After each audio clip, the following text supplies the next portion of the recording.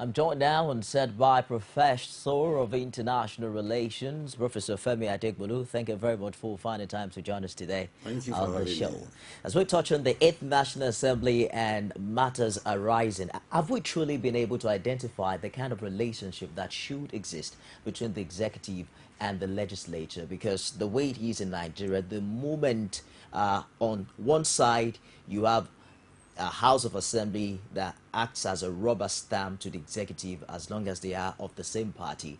At the other side, you have an opposition swelling up in the House, and then the only idea that comes up is how do we impeach the executive?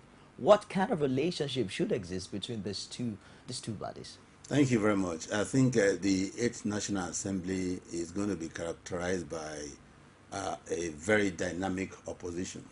Dynamic in the sense that, well, although the ruling party is going to control the majority, but the opposition is not a hopelessly minority in the real sense of the word. But what one expects is a kind of symbiotic relationship between the two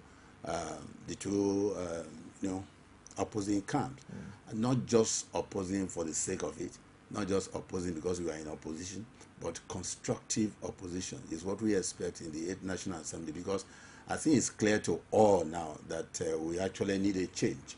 The way things are going on in this country, except those who are with a depraved mind, that will say there shouldn't be a change, that things should continue the way it is, because we are lagging behind in so many things in kinds of development. I think everybody is actually yearning towards this much needed change.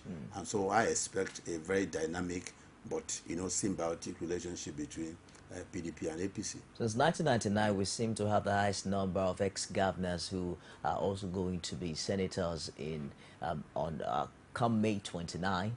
There seems to be an increase from what the number used to be in 2011 and 2015.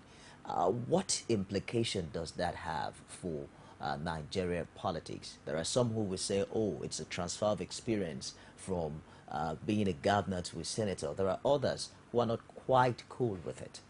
Well, there is really nothing bad in it. You see, in the case of Nigeria, we have some peculiarities, which we cannot share with other industrialized countries. For instance, a governor who has been in the saddle for about 8 years and has really nothing to show for his people, and the people did not enjoy him. He virtually pocketed, the money meant for development and all that, and he finds his way in the Senate. We don't expect anything, fantastic from such an individual. Okay, and there are many in that category. So there is really nothing we can do to prevent such people, because they have the money and they also have the power of incumbency somehow, because they've been ruling the state for many years now, and now when they now elected to rule, quote and unquote, now just a senatorial district, you can expect any former governor to win in such a situation, because they have a lot of money to spend to do all these things. So we cannot really prevent that until we tackle our problem from the source, this money politics. We are able to de-emphasize money politics, although to some extent the just concluded election actually gave us some ray of hope that it is the work that individual had done, it is the pedigree of the individual that matters now, not the money per se. A lot of testimonials we have towards this, because individuals that are elected this time, some of them did not really have money to spend, but they have one way or the other touched the lives of their constituents, and people see them as potential leaders that they could rely on. And so some of them are going to the National Assembly, State Assembly, as the case may be. But that of ex-governors going to the National Assembly and all that, for now, there is little we can do to prevent such. Has there been any track record of success in the area of transferring of experience and leadership, as you've observed? Well, not so much we have seen with regards to the category of people you have just mentioned, because if I think one area for actually measuring their effectiveness should have been the way they legislate to affect the lives of the common people. one way of going about this is even reducing the allowances they collect, or even advocating outright that, look, as far as we are concerned, we as governors coming here, so we don't need allowance. We just want to serve our fatherland. We want to make sure that this is done, this is done, this is done. So we are yet to see patriotic people like that who will come and say, look, if it is just city allowance, I'm okay by it. So to let Nigerians know that I'm not here because of the money, the fantastic pay that our colleagues are paid. I'm just here. Give me city allowance. You know, it's something like that. So I'm here to legislate law, and I want to see this law pursue to the logical end to eliminate unemployment in this country, to reduce crime in this country, to make sure that there is security in this country, and all these things people can do. But we are yet to see this. The moment they get into the National Assembly, there we hardly see any difference between them and those who are just coming afresh. How feasible is this really? Because there are many who believe that there is no other way than to cut down on government expenses. The 2015 budget, for instance, has 2.6 trillion naira for recurrent expenditure, with a little lower than a trillion naira for capital expenditure, so to speak. There are some who would say that the only way out now is for these lawmakers to cut down on their salaries and all the other allowances they get, the presidency and the executive inclusive. But do you see Nigerian leaders mature enough to make this sacrifice? Well, I think hope is rising. If you watch one of the programs yesterday, I watched, one of the senator-elect was openly advancing the cause of reducing their pay, the jumbo pay, that he was going there to actually champion the court to make sure that he and his colleagues cut down drastically what they are being paid, you know, in order to be able to see to other, basic needs of the people for whom they are elected. I want to believe that if he's able to push that, and he has a sizable number of people across the parties now, not just the party that is representing the APC, I think that would be a wonderful achievement of the 8th Assembly. And in fact, Nigerians will really applaud them for that. We just hope and pray that he will be able to push through, for it is only then that we will know those who are actually our leaders, not rulers this time, leaders. Leaders, you know, that can lead by example, leaders that see the need for development and pursue with all their vigor, leaders who will want to go there to make sure that they leave a kind of legacy, okay, on the sand of time that will affect positively the people they are leading. So that's exactly what we expect in the 8th Assembly. We want to hope that the senator-elect will be able to push through and will have the support of his colleagues. Perhaps one of the greatest challenges of failure at the legislative level would be the understanding of the people and the electorate as regards the primary responsibility of the legislator-elect. You see many of them who go to the people and campaign telling them we'll provide water, we'll provide electricity, whereas their primary objective at the House is to legislate and make policies.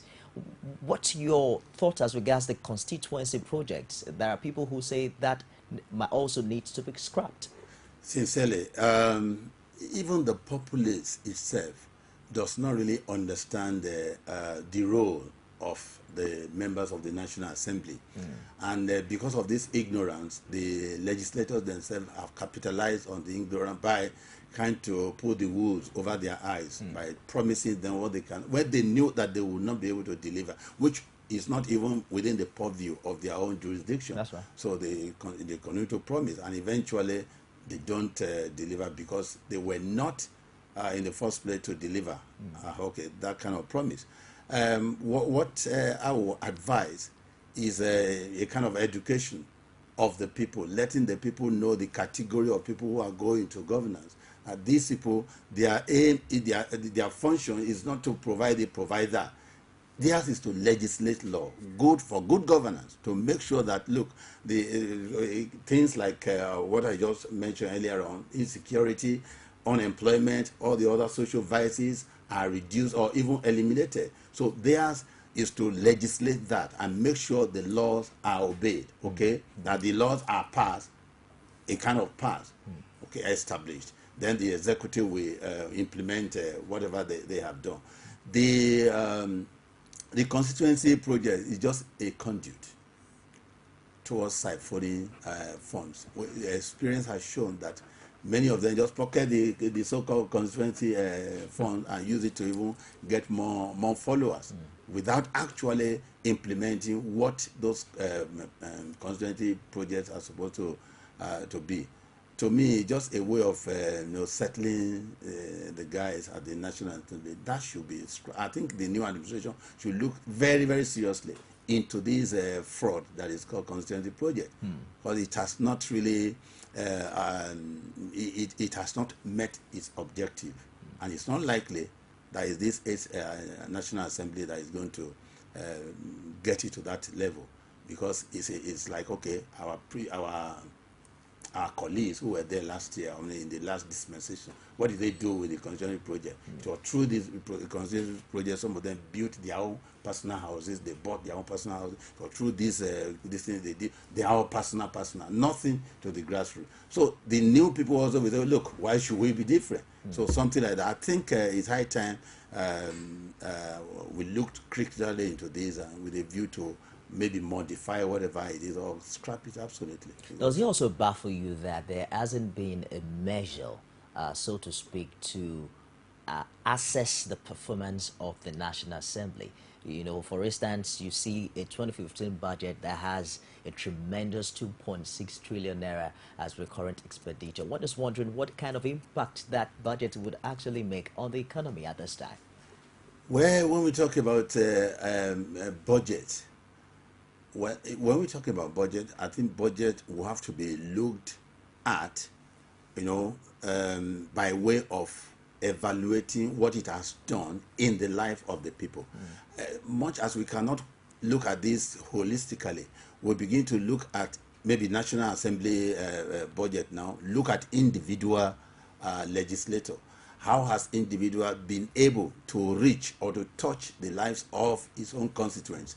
And that's where, the issue of sometimes the gender that seems to have been marginalized, so somehow the women folks, some of them have actually proved their mettle because they realize that they are working in a male-dominated environment. So they try to do as much as possible to even outdo their men folks by way of touching the lives of people around them. And this has to some extent earned some of them re-election, and there are some of them like that. And that is why in certain quarters it's been agitated that such women should be given a slot at the hierarchy of the National Assembly, talking about principal officers now, because they already act as beacon to others to emulate. And that is where I feel so passionate that such a thing should be done with this new National Assembly that is about to be constituted. Another important thing to note is also the nation's international relations. Recently we've heard about issues with South Africa. You recall that the idea of recalling Nigeria's envoy kick-started at the floor of the House of Representatives, where one of the members brought up the idea of recalling them, and questioning them, or probably even as a way of protest against the xenophobic attack in South Africa. The number of Nigerians who are illegal migrants, people dying in the Mediterranean Sea. You recall that about 4 Nigerians were also killed in one part of the country for bringing in illegal drug substances and all of that. What do you perceive as the role of the National Assembly in all of this? Actually, the role of National Assembly is to, like I said earlier on, to bring their opinion to bear on foreign policy, okay, because they are also an integral part of foreign policy formulation. So that being the case, whatever happens to Nigerians abroad should be their concern. They can use the legislation or resolution, as the case may be, to send strong messages to the countries concerned that our country frowns seriously at a situation where our nationals will be brutally murdered or incriminated unreasonably and all that. So in the case of xenophobia, we have said a lot about that even the measure that we have taken to some of us is not even enough. Because in international relations, you have the principle of reciprocity, or you also call tit for tat. So we are all sovereign countries, and much as they need us, we need them too. But if one country is trying to prove as if it's a super country or something that without them we cannot survive, we can also show them that we can survive without them. So I granted another media interview to another station that even South Africa needs us more than we need them.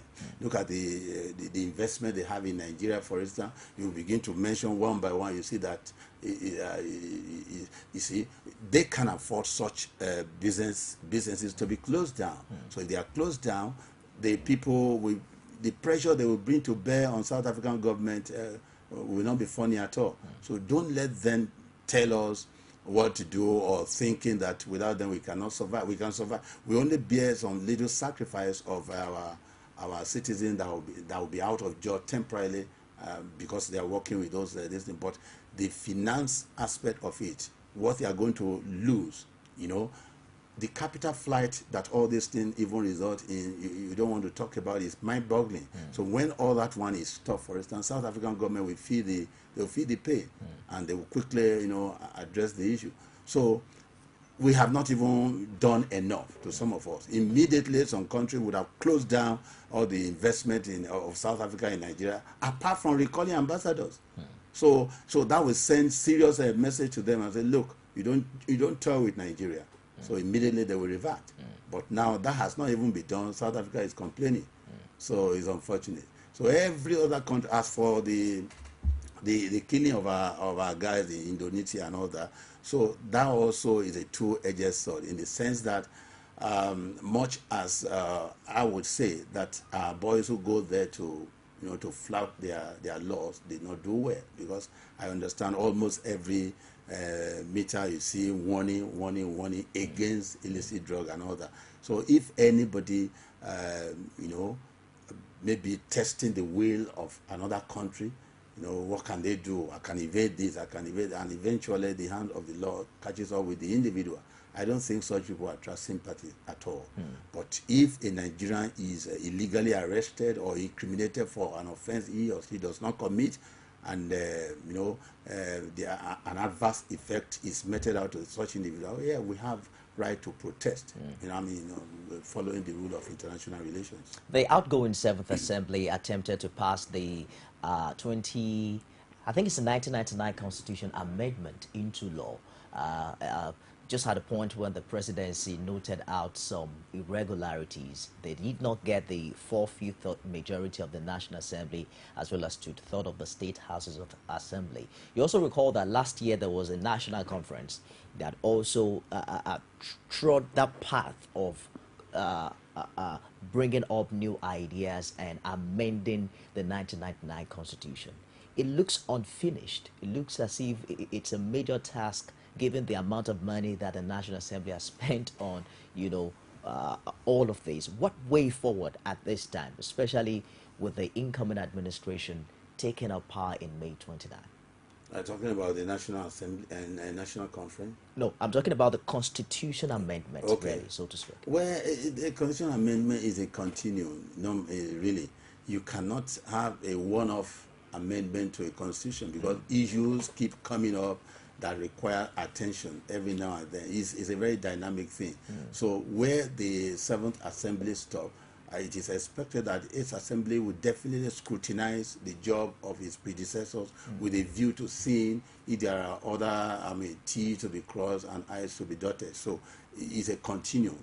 So I don't, in fact, it's not even, you know, even issues of state creation, remember, were raised and all that. So many things that will still be looked into, since some of those who were in the Seventh Assembly are still part of those who are going to form the Eighth Assembly. That's right. I think it's a continuous thing, so they will still look into it. What do you think will be the fate of the resolutions made by the National Conference with this incoming administration? It's neither here nor there. What I would just advise is a president that is coming on a popular will of the people will look at the aggregate of all the wills, of all the desires of the people, with a view to meeting them at the point of their needs. Okay, look at Southwest, what do they want, and so on and so forth. So with a view to satisfying within the framework of the law.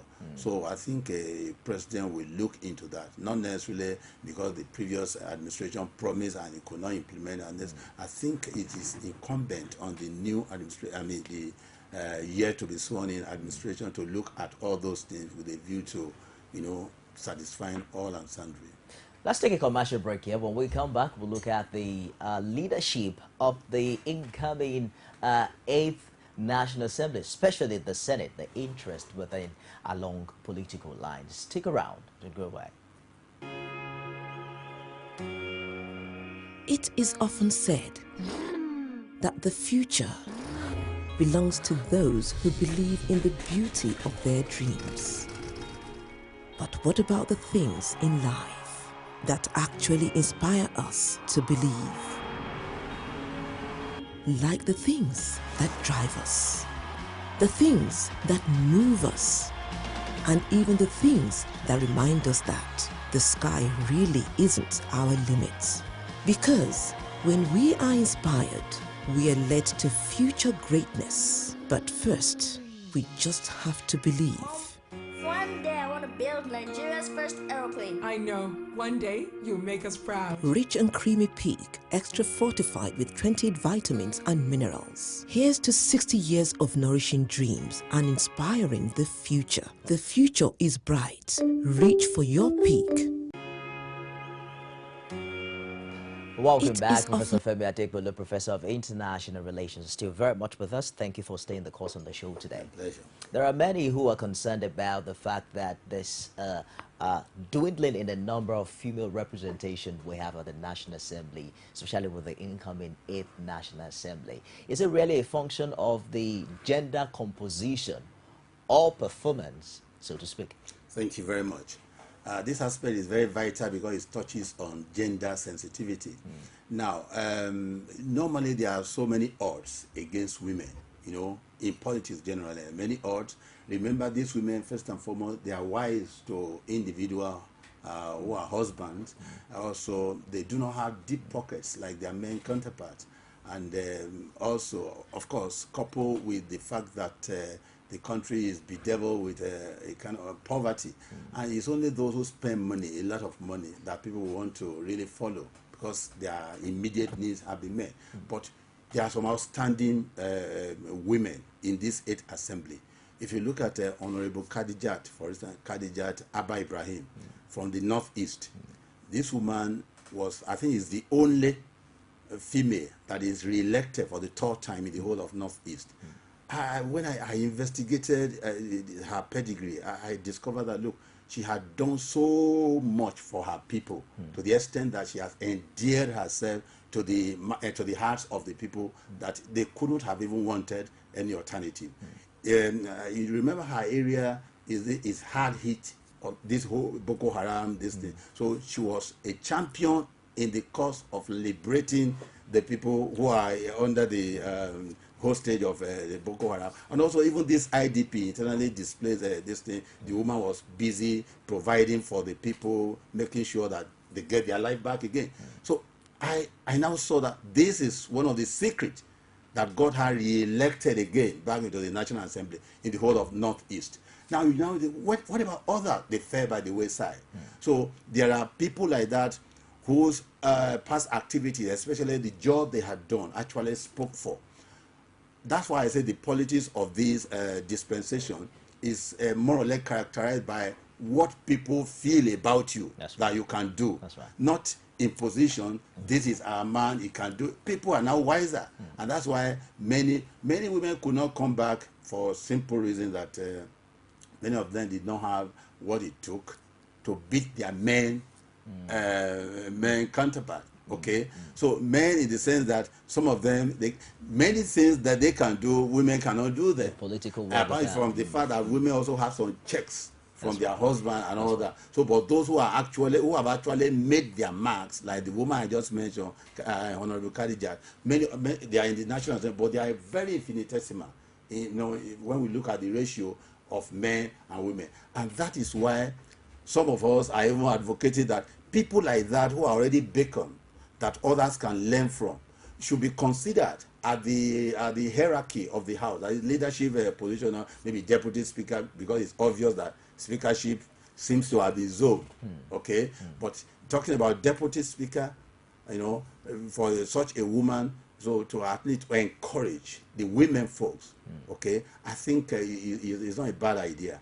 So it's not a bad idea because it will encourage other women to actually, you know, do whatever they are doing. Well, after all, what a man can do, this women can do it better. So that will also encourage women. Let's wrap the discussion up with the presidency of the Senate. Quite interesting. The Senate leader might be returning as an ordinary floor member. Says PDP already lost its majority seat at the floor of the Senate. Prior to this time, we had Senator Bukola Saraki of Kwara State, as well as George Akume, both of them from North Central. But sometime last week, a name also crept up from Northeast. There seem to be more people in this race. In your opinion, what should be the major criteria in selecting who the next Senate president will be? Well, I think it's very clear. Experience is key here. Experience is very, very key. Somebody, we call them ranking officers within the House, or ranking senators, those who have been re-elected more than twice or so, who have experience, who know what to do. The art of lawmaking, they are very versatile there, and also they have maturity to actually guide them. So these are very important. And well, I think those are the major criteria we can look at. Now, of course, we know that the position is thrown out, you know, to people to contest. Formerly, it used to be maybe party that control the majority, but I understand now that both PDP and APC can contest. But at the same time, I think individual parties seem to have zoned this thing. So when we talk about North Central, so we have those gladiators you have mentioned. I think the House should not be left to be divided. I think APC will have to put its acts together, you know, so that not all of them will go and, you know, by way of primary or even looking at themselves and say, look, this is the person we want to go there. So that they don't go in there and be fighting themselves, you know, which will now give maybe opposition room to just produce one person. By the time, if APC produces about 3-4 people, you know, rivaling or fighting against themselves in the House, and the opposition just brings out one person, you know, the impulse of that. That's why APC, I know they have a political sagacity to know what to do, but they are all eminently qualified. I think also the party should allow the legislators to elect the person that they have confidence in, not any position. Otherwise, there will be so many banana peas, you know, to make the person fall, and so that they can now bring their own person. I think they should learn from the previous administration. Professor FEMI ADEGBOLU, thank you very much for finding time to join us today. Thank you for having me. Cold Digest. Pleasure always. That wraps it today on the show. Thank you for watching. We'll be back, God willing, tomorrow with another exciting edition. I am Nifemi Oguntoye. Thanks for being there. In any discussion, there are two positions. That's my own position. That's why I went to school. I didn't go to school so that people can intimidate me with their ideas. No. I'm not in support of the Goodluck Ebele Jonathan's government, and you know my position about his level of competence or otherwise. The man who has won the election made so many promises. He said so many. I think, and I told those who were very close to me that this man was talking too much.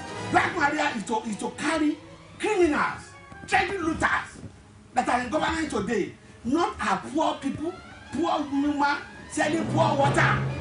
We are talking about a Buhari who at 41 became head of state.